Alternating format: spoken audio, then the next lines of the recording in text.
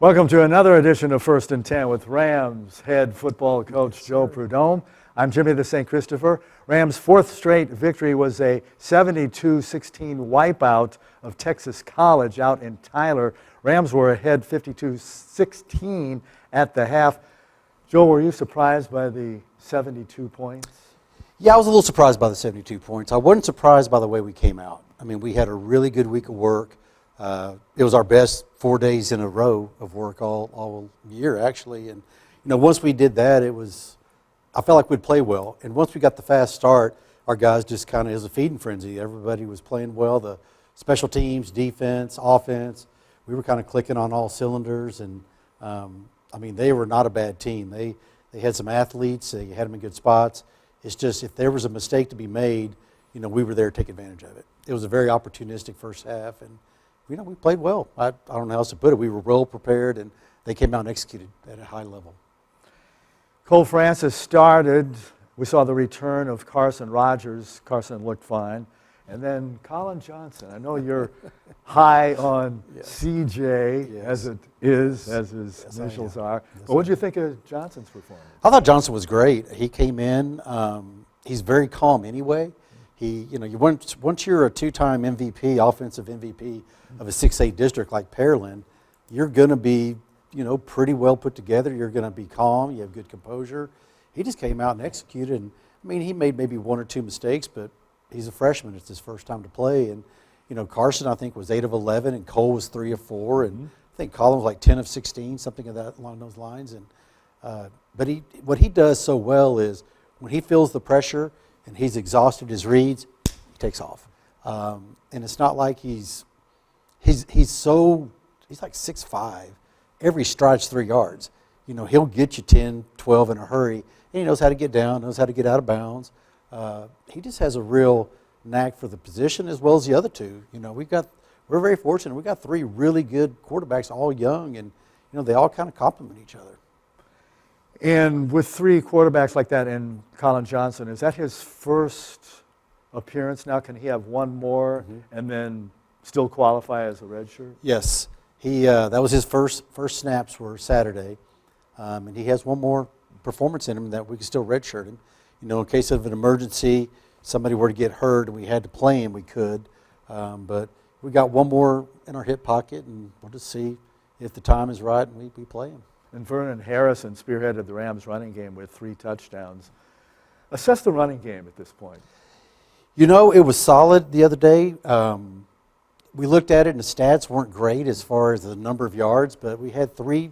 When you have 3 drives start inside the 10, the opponent's 10, it's going to be some small numbers. But I thought we ran the ball effectively, and the passing game was there, so we took the passing game.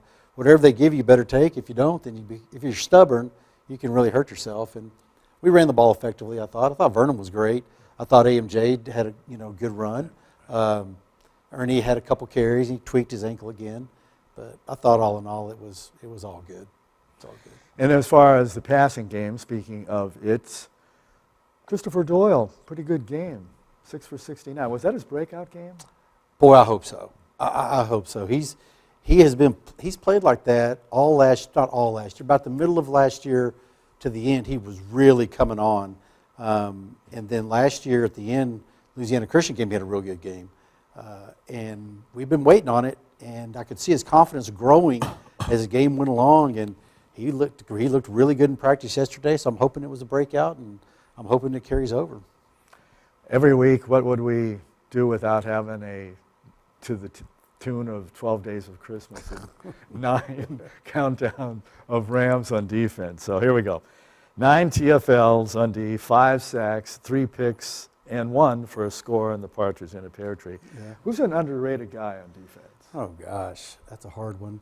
Probably Aryan Bott. Probably Bott. His stats don't show what he does. He commands double teams, triple teams. He's very active. He's in on a lot of tackles he didn't get credit for, but he's just a guy that makes a lot of plays. Him and Daniel Ibogan are probably the 2 underrated guys because they create so much opportunity for the other defensive players. But they play such good team defense, and that's the thing is that everybody complements each other. There's not a look at me, I have to be the guy. There's not one stat hound every week who has all the stats. Every week it's pretty balanced, and should have had 2 pick sixes, but we had 1. I thought Jay was going to score down there, but he didn't. But he did get a block punt. You talk about a twitchy playmaker. I mean, Jay Reed, he's always on doing something that really impacts the game, be a interception, be a TFL, be a block punt, be a big-time fumble caused or scooped. And I don't know, man.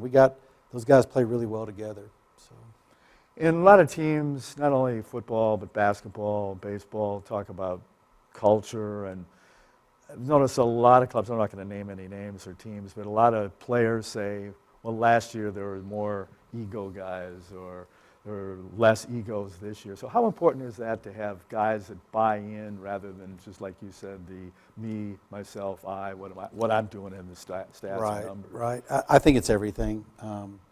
You can't overestimate the importance of great chemistry and great culture. And right now we have that. I mean, our guys play hard for each other. You don't see guys looking at their stats or talking about their stats or, they are very competitive, don't get me wrong. They do like to talk to each other about what they did, but it's never in a derogatory manner. It's more of a competitive manner. The best thing about football is, in my opinion, it's the last true team sport as far as, a collective greatness of good football players or good team can beat a team of stars. If they're not lined up right or they're not collectively great together, you have a chance. A guy like LeBron or even Luka, those guys, they can impact a game so much that the individual greatness can take over and be a bigger factor. In football, if that left tackle doesn't block, that receiver doesn't catch the ball. If that pressure's not coming, you don't get the interception.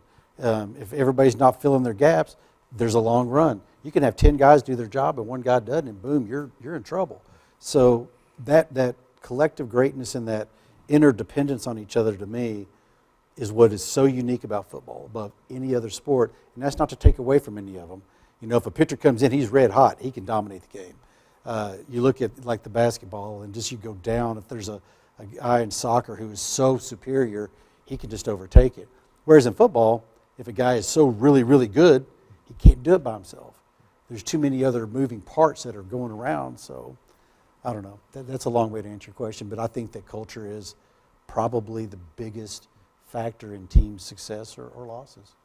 And of course, the NAIA Top 25 poll is out. Rams stay at 16 like they were last week. Yep. St. Thomas right on Rams' tail at 17. There's 2 teams ahead of the Rams, Benedictine, Kansas, and St. Xavier of Illinois. They each have 2 and 3, or Benedictine has 2 losses, Xavier has 3. So what are your thoughts on the latest poll? Did you expect anything different, higher, lower? I thought we'd stay around 16. I really did.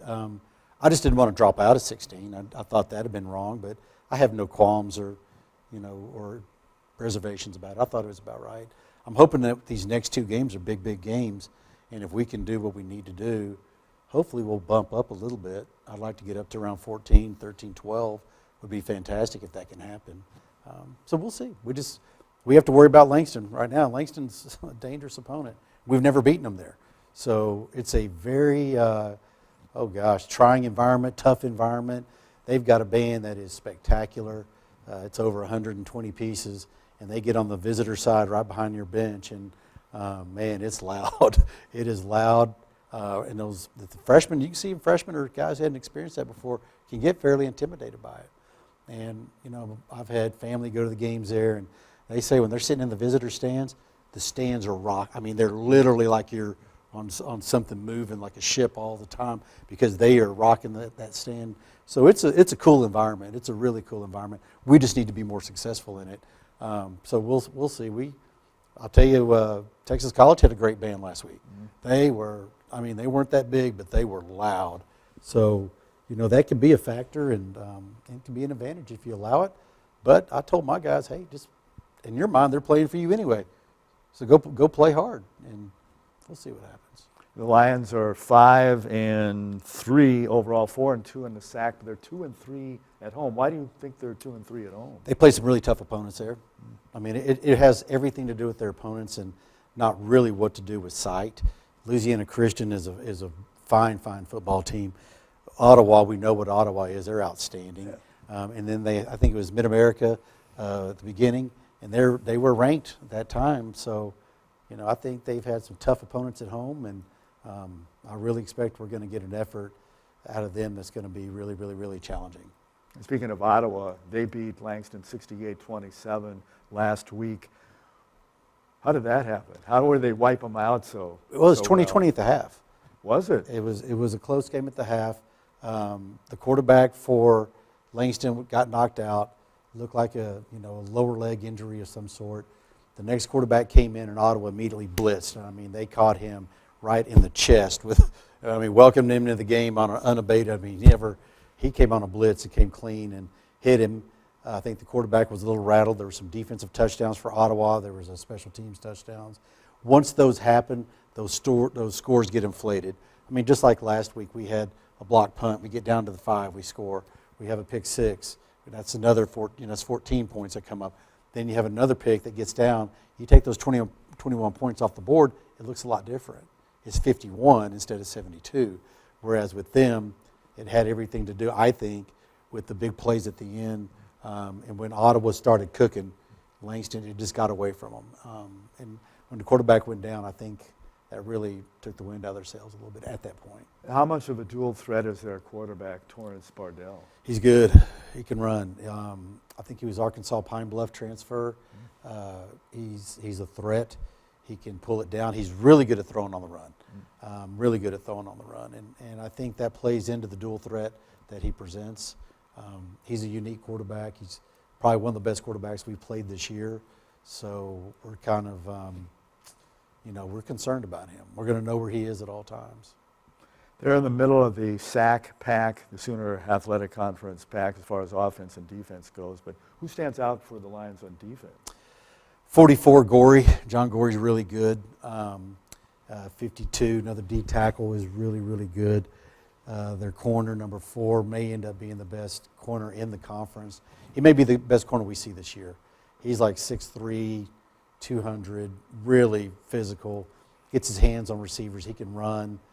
He's a good player, man. Their defense is very active, very athletic. They're going to present some problems. They're doing a lot more stunning now than they used to. They used to be a real vertical, get up the field type of defense. There's a lot more stunts going on. There's a lot more blitzes going on. There's lots of different looks going on. And then they got a good, really strong secondary. So we have to pick our spots on when we're going to really go attack. We got to pick our spots on, trying to keep them off balance. If we can do that, I think that we can move the ball. But if we don't do some of those things, it'll be a long night. Now this is the last road game of the regular season. It caps the 2-game road trip with Louisiana College closing out the regular season a week from this weekend at CISD. Speaking of LC, how much will you stress not looking ahead this week against Langston with the Louisiana College game looming? I didn't realize we're playing Louisiana College. No, next week. I know. But for this week, how much will you stress? That's what I'm saying. Oh, good. Okay. we're not even talking about them yet. I mean, if we don't do what we got to do against Langston, the Louisiana Christian game becomes a moot point. So we hadn't even mentioned it. I mean, they know it. Right. But the worst thing you can do is look ahead, look at records, try to prognosticate and predict and get a crystal ball out. And we're not even looking ahead. I mean, we're not. We got to take care of Langston. The staff, of course, always does a sneak preview late in the week as far as game plan. You just kind of get an idea. You may watch who they played. If your opponent played them, it's a great opportunity to see both.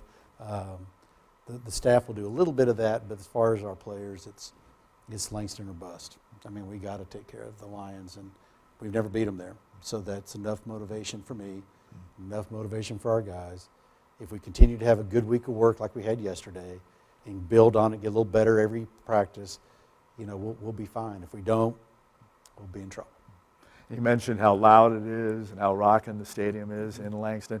Now, will you do anything this week at practice, like putting out big speakers or having the band come out? It'd be funny if you had the Rams It'd be great if we come did. out. Our band is good, but they're not 125 to 150 pieces. Okay. I mean but they've done. Our band has really gotten very good. I mean, last home game I was impressed with them. They got after it. And, Yeah. I mean, we had good turnout, good crowd, good fans. That game was loud. I mean, our homecoming game was loud. Yes, to answer your question, yes, we will. We have a couple speakers out there, and we'll have a lot of HBC marching band music. And man, it's hard not to get fired up when that music is cranked up, because let's face it, that's some of the best sound you'll ever have is when they're going the whole time. It gets you motivated, it gets you ready, but you have that fine line you have to follow. It can't become entertainment in practice, and they have to understand it's a conditioning. Sure. You're really conditioning them to how they're going to respond under that situation, under that stress. But we started with it yesterday. It's a teaching day, so it wasn't very loud. Tuesday it'll be cranked up more, Wednesday more, and Thursday we're going to try to make it to where we can't even hear what's going on. Everything has to be side adjustments. So that's kind of the plan. Keep the volume up on practice and the volume up on the music, and go get Langston. Good luck this weekend. Thank you. We're gonna need a little luck, and we just got to go get them.